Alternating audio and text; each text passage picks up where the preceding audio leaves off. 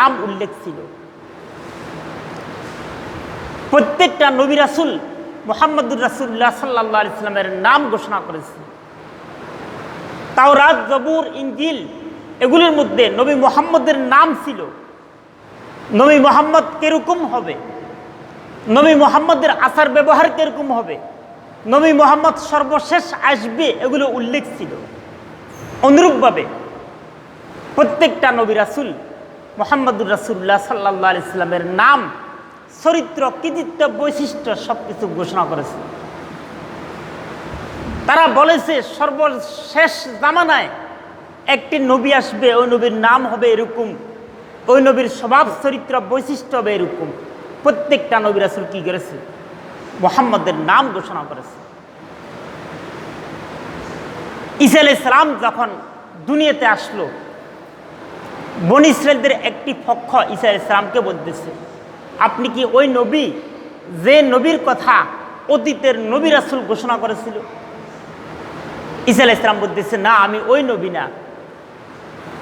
যে নবীর কথা অতীতের নবী রাসূল ঘোষণা করেছে, ওই নবী আমার পর আসবে, সর্বশেষ নবী, এই নবী কিনা আমি না। এমনকি যেভাবে অতীতের প্রত্যেকটা নবী রাসূল মুহাম্মদের কথা ঘোষণা করেছে, প্রত্যেকটা কিতাবের মধ্যে নবী মুহাম্মদের কথা উল্লেখ ছিল, অনুরূপভাবে আল্লাহ পাক রব্বুল আলামিন অতীতের দুনিয়াতে আল্লাহ পাক যত নবী রাসূল প্রেরণ করেছে, পাঠাইছে, প্রত্যেকটা নবী রাসূল থেকে অঙ্গীকার নিয়েছে, একটা অঙ্গীকার। এই অঙ্গীকারটা আল্লাহ পাক সূরা আলে ইমরানের ৮১ নম্বর আয়াতের মধ্যে ইরশাদ করেন, ওয়াইজ আখাযাল্লাহু মিসাকান নাবিয়্যিন লামা আতাইতুকুম মিন কিতাবিন ওয়া হিকমা। আয়াত আরো বড়। এই সূরা আলে ইমরানের ৮১ নম্বর আয়াতের মধ্যে প্রত্যেকটা নবী রাসূল থেকে আল্লাহ পাক নবী মুহাম্মদের ব্যাপারে একটা অঙ্গীকার নিয়েছিল। ওই অঙ্গীকারটা নিয়েছিল হইতে পারে আল্লাহ পাক রব্বুল আলামিন ওহির মাধ্যমে নবী রাসূল থেকে অঙ্গীকার নিয়েছিল। দ্বিতীয় নম্বর, এই অঙ্গীকারটা হইতে পারে আল্লাহ পাক রব্বুল আলামিন রূহ জগতে নবী রাসূল থেকে অঙ্গীকার নিয়েছিলেন। এর অঙ্গীকারটা কি? এই অঙ্গীকার হচ্ছে, যদি তোমরা তোমাদের জীবদ্দশায়, তোমাদের হায়াতে নবী মুহাম্মদকে পাও, তার উপর ঈমান আনবে, তাকে সাহায্য সহযোগিতা করবে। সুবহানাল্লাহ।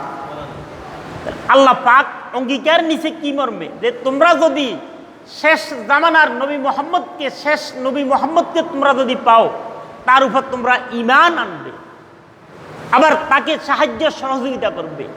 বেশি দূর নয়, সূরা আলে ইমরানের ৮১ নম্বর আয়াত, ওয়াইজ আখাযাল্লাহু মিসাকান নাবিয়্যিন, এই আয়াতটা। তাহলে নবী রাসূল আল্লাহকে সাক্ষী দিয়েছে, আল্লাহর সাথে অঙ্গীকার দিয়েছে, আল্লাহ অঙ্গীকার নিয়েছে, তারা অঙ্গীকার দিয়েছে যে নবী মুহাম্মদকে কি করবে? সাহায্য করবে, নবী মুহাম্মদের উপর ঈমান আনবে। একটা হাদিসের মধ্যে রয়েছে, বিশ্ব নবী মুহাম্মদুর রাসূলুল্লাহ সাল্লাল্লাহু আলাইহি সাল্লাম হাদিসের মধ্যে ইরশাদ করেন, লাউ কানা মূসা লাত্তাবানি, আজকে যদি বনী ইসরাঈলদের প্রথম নবী মূসা, কোথায়? যার উপর তাওরাত নাযিল হয়েছে হাজার হাজার হাজার বছর আগে। আল্লাহ রাসূল বলেন, যদি মূসা জীবিত থাকতো, লাত্তাবানি, তাহলে আমার উপর ঈমান নিয়ে আসতো, আমার অনুসরণ করত। মূসা আমার উপর ঈমান নিয়ে আসতো, আমার অনুসরণ করত। আল্লাহ পাক যখন তাওরাত নাজিল করেছে, তাওরাত নাজিলের পর তাওরাতের বিধিবিধান চলতেছে। যখন জবুর নাজিল করেছে, তখন তাওরাতের সকল বিধিবিধান মানসুখ রহিত হয়ে গেছে। জবুরের পর যখন ইনজিল নাজিল করেছে, তখন অতীতের তাওরাত, জবুর প্রত্যেকটা কিতাবের সকল বিধিবিধান মানসুখ রহিত হয়ে গেছে। সর্বশেষ যখন কোরআন নাজিল করল, কোরআন নাজিলের পর আল্লাহ পাক রব্বুল আলামিন তাওরাত, জবুর, ইনজিল, অতীতের প্রত্যেকটা আসমানি কিতাব, প্রত্যেকটা নবী রাসূলের যত বিধান, যত কথাবার্তা রয়েছে, সব কিছু কোরআনের কারণে মুহাম্মদুর রাসূলুল্লাহ সাল্লাল্লাহু আলাইহি সাল্লামকে নবুয়ত দেওয়ার পর সব কিছু রহিত করে দিয়েছে কে? আল্লাহ। আল্লাহ পাক রব্বুল আলামিন নবী মুহাম্মদকে নবুয়ত দেওয়ার পর, নবী মুহাম্মদ নবুয়ত পাওয়ার পর অতীতের তাওরাতের যত বড় পণ্ডিত হোক, জবুরের যত বড় পণ্ডিত হোক, ইঞ্জিলের যত বড় পণ্ডিত হোক, কিন্তু আল্লাহ পাক নবী মুহাম্মদকে নবুয়ত দেওয়ার পর সকল বিধান রহিত হয়ে গেছে। সুবহানাল্লাহ। একমাত্র কার কারণে? আল্লাহ পাক নবী মুহাম্মদকে নবুয়ত দেওয়ার পর ওই নবী মুহাম্মদুর রাসূলুল্লাহ সাল্লাল্লাহু আলাইহি সাল্লাম শুধু আমাদের নবী এমন না, আমাদের তো নবী হাসরের মাঠে নবী রাসূলদের খতিবও হবে, আবার হাসরের মাঠে নবী রাসূলদের ইমামও হবে, নবী রাসূলদের সরদারও হবে মুহাম্মদুর রাসূলুল্লাহ সাল্লাল্লাহু আলাইহি সাল্লাম। আল্লাহ রাসূল নিজেই ঘোষণা করেন, ক্বালা রাসূলুল্লাহি সাল্লাল্লাহু আলাইহি ওয়াসাল্লাম আনা সাইয়্যিদু বুলদি আদম ইয়াউমাল কিয়ামা ওয়া আনা আউয়ালু মান ইয়ানশাক্কু আনহুল কবর ওয়া আউয়ালু শাফিঈন ওয়া আউয়ালু মুশাফফা।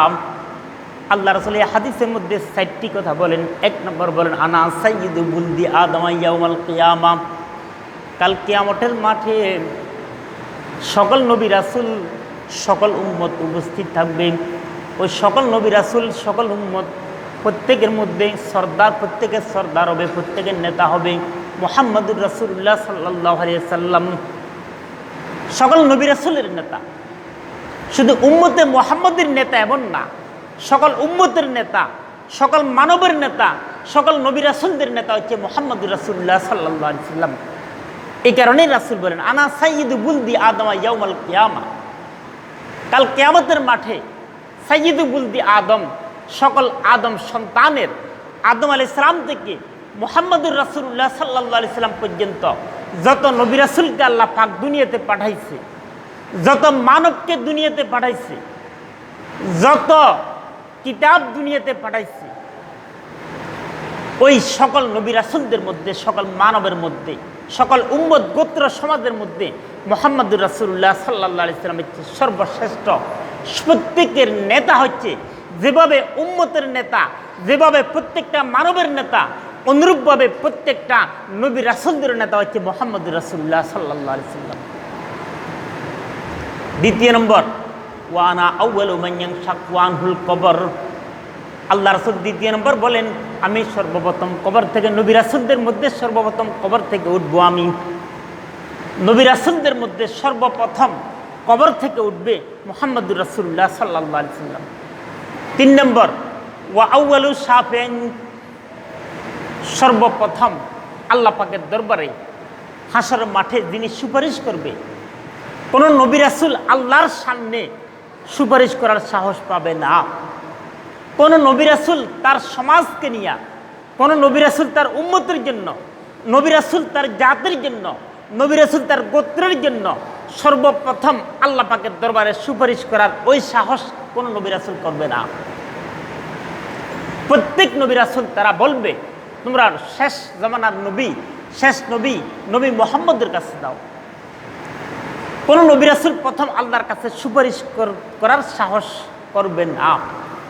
যিনি সর্বপ্রথম উম্মতের জন্য, নবী রাসূলদের মধ্যে, মানব জাতির মধ্যে, উম্মতের মধ্যে সর্বপ্রথম যিনি সুপারিশ করবে উনি হচ্ছে মুহাম্মদুর রাসূলুল্লাহ সাল্লাল্লাহু আলাইহি সাল্লাম।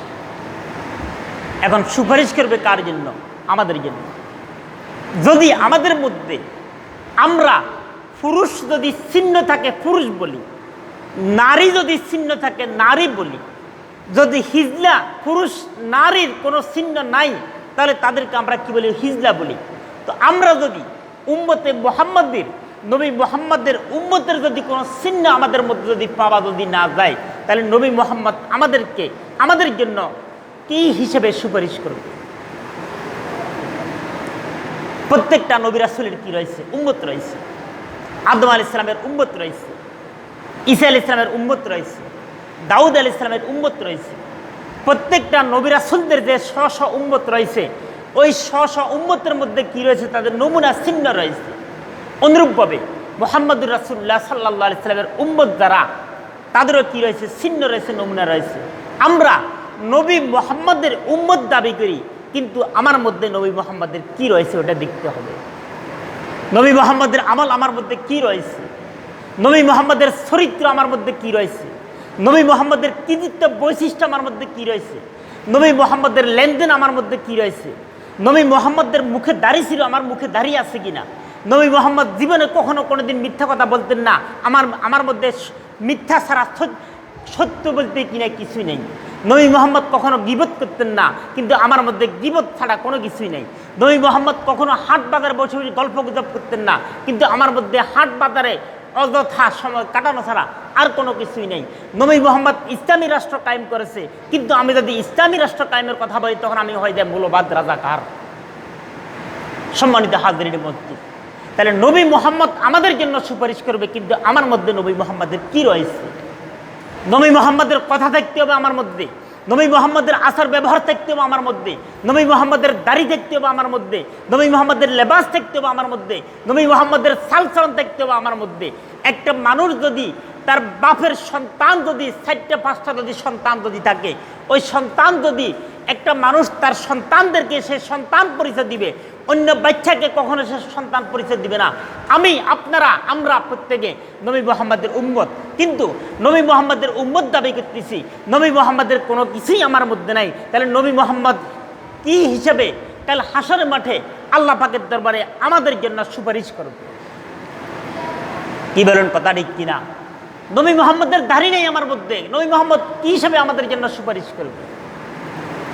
নবী মুহাম্মদ 5 ওয়াক্ত নামাজ মসজিদে জামাতের সাথে পড়াইছে, এখন আমরা নামাজের ধারে কাছেও নাই। মসজিদে আসলে গল্প গুজব করি, মসজিদে আসলে গীবত করি, মসজিদে আসলে আমাদের আড্ডা, আমরা মনে করি আড্ডাখানা, আড্ডার মতো আমরা বিভিন্ন গল্প গুজব করি।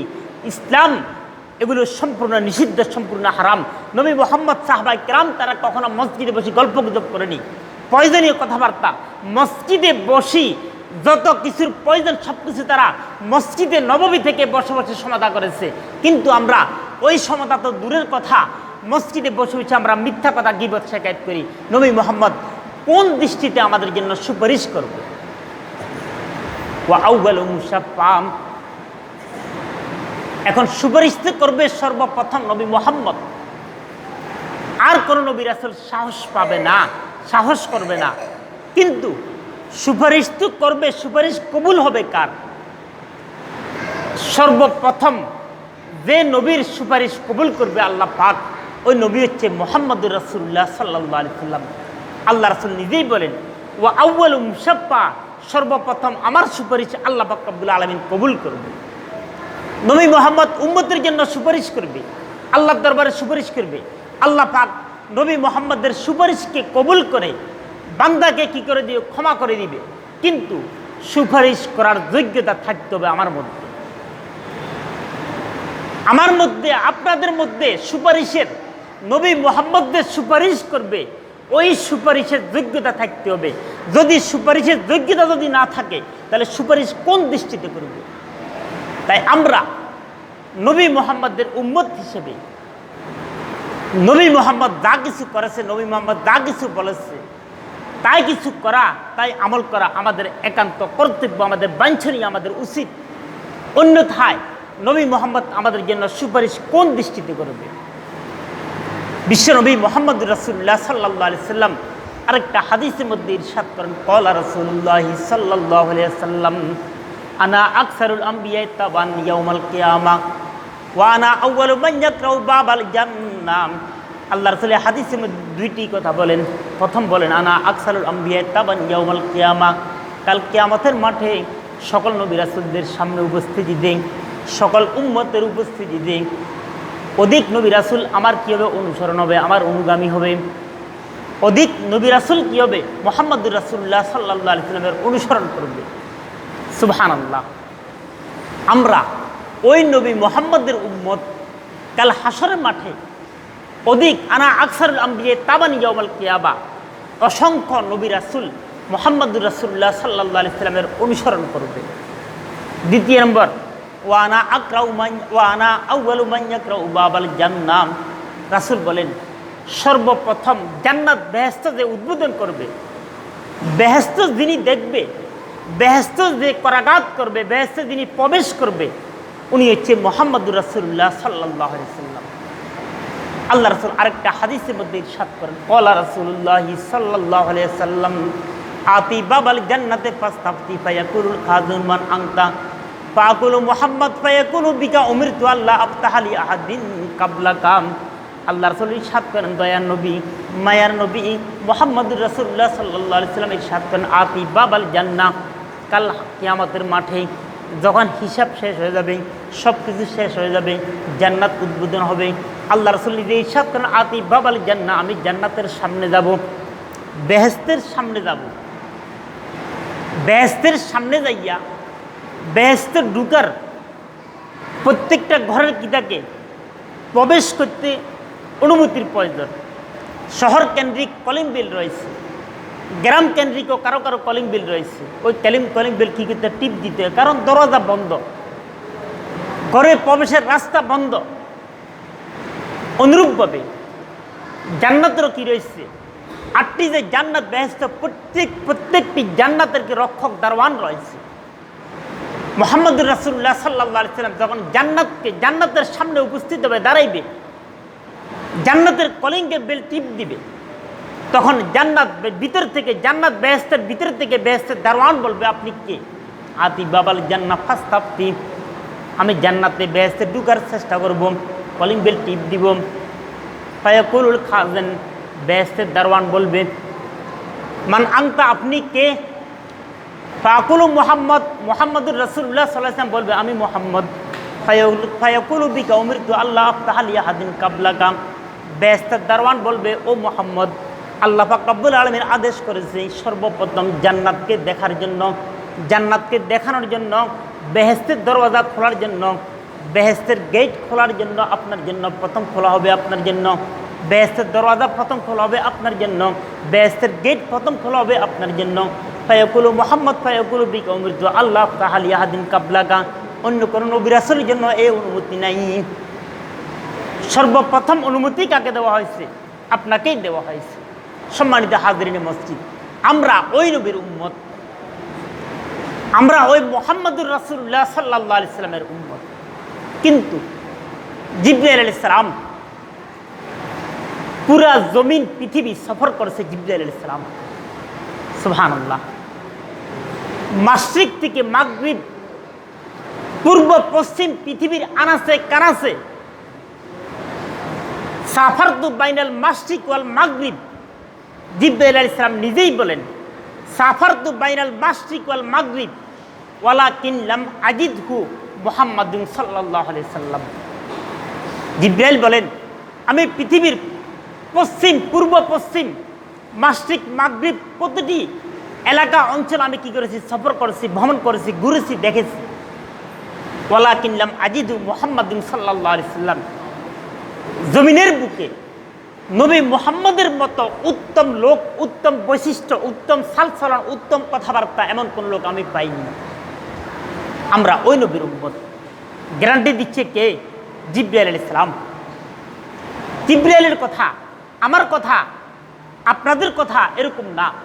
জিবরাইল নিজেই বলতেছে, আমি ওয়ালাকিন লাম আজিদু মুহাম্মাদুন সাল্লাল্লাহু আলাইহি ওয়াসাল্লাম, মাশরিক মাগরিব পূর্ব পশ্চিম পৃথিবীর আনাচে কানাচে নবী মুহাম্মদের চাইতে উত্তম কোন লোক আমি আর পাইনি। আমরা ওই নবীর উম্মত। কিন্তু আমার মধ্যে কি আছে? আমরা একটা ছেলেকে, পুরুষ ছেলেকে ছেলে বলবো ছেলের নমুনার উপর, পুরুষের নমুনার উপর। একটা মেয়েকে মেয়ে বলবো মেয়ের নমুনার উপর। আর যদি ছেলের যদি কোনো নমুনা না থাকে, মেয়ের যদি কোনো নমুনা না থাকে, সে হিজড়া। কিন্তু আমরা নবী মুহাম্মদের উম্মত। আমার মধ্যে কি রয়েছে? নবী মুহাম্মদের কি রয়েছে আমার মধ্যে, ওইটাই দেখার বিষয়।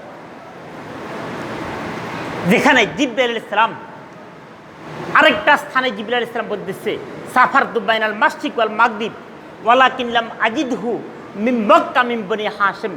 জিবরাইল আলাইহিস সালাম বলতেছে, পৃথিবীর আনাচে কানাচে আমি সফর করেছি, ভ্রমণ করেছি, ঘুরেছি, দেখেছি। কিন্তু নবী মুহাম্মদের যে বংশ, কুরাইশ সম্প্রদায়, কুরাইশের বনু হাশিম, কুরাইশের বনু হাশিমের মতো এমন কোন বংশ জমিনের বুকে আর কোন বংশ ছিল না।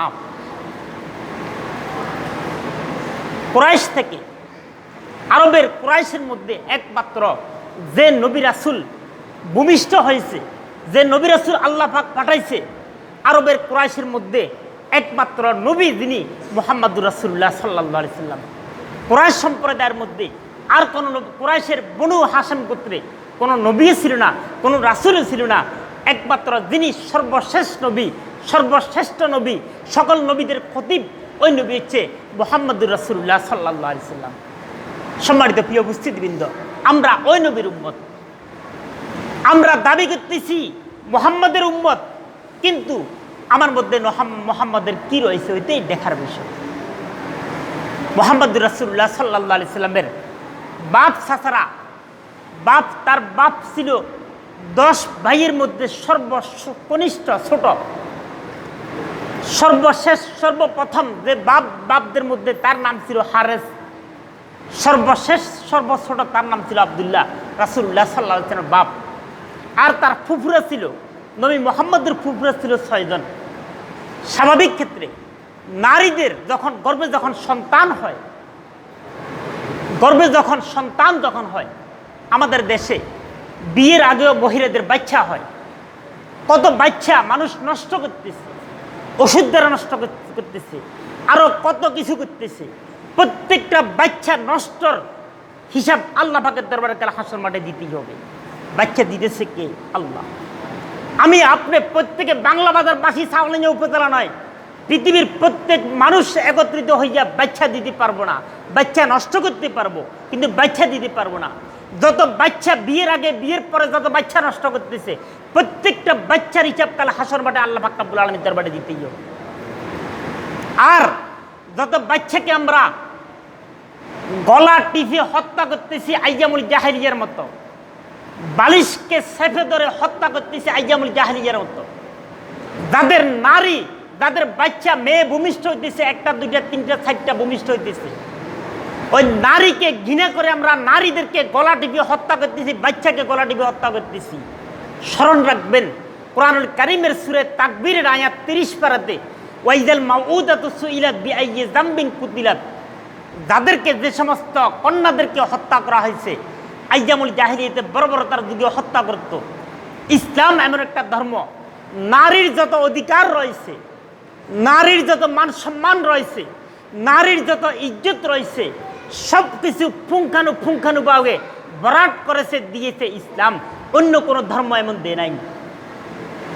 ইসলাম ঘোষণা করতেছে সূরা তাকবীরের আয়াত, ওয়াইজাল মাউউদাতু সুইলাত বিআইয়ি যামবিন কুতিলাত।